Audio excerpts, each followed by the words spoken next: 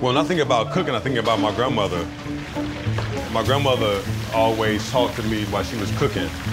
So there was always a way for me to clear my head. So if I want to like brainstorm about how to impact the community, I always come in the kitchen and I start cooking. I grew up on the south side and the west side of Chicago. I was raised by my grandmother. I never really knew my dad. My mom was battling with drugs for over 35 years of my life.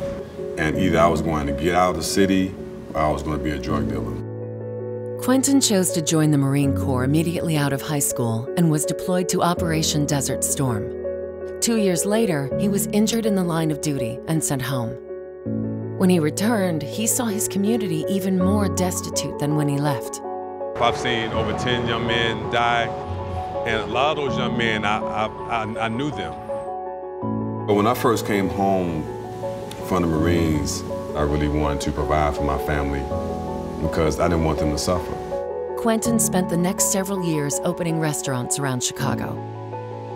But in time, each of them failed, leaving Quentin at rock bottom. It took for me to be homeless, and then I just was feeling real defeated. Then I was homeless again in 2014. That was crazy because how can I be in the same situation again? It dawned on me that it was me. You know, I was the reason for the failed businesses. Somehow I need to change the energy. And changing the energy is exactly what Quentin did. He opened a new restaurant, Turkey Chop, with a newfound focus. Instead of searching for what his business could do for him, he dreamed fearlessly of what his business could do for the community. And in 2014, Turkey Chop became the first and only Chicago restaurant to close its doors once a week to operate as a community soup kitchen. It was a decision that not only changed the community, but also Quentin's life. It was like a switch. It was like, flick.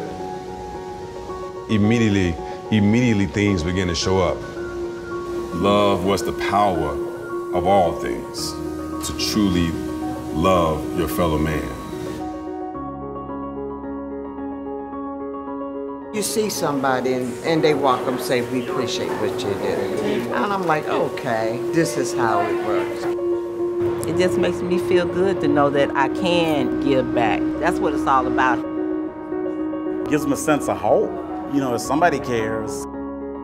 They're extended family. They make me feel like I'm loved and I'm wanted. So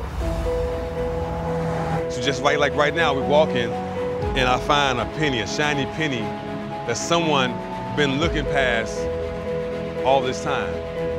So I see people coming through the line like I see the penny.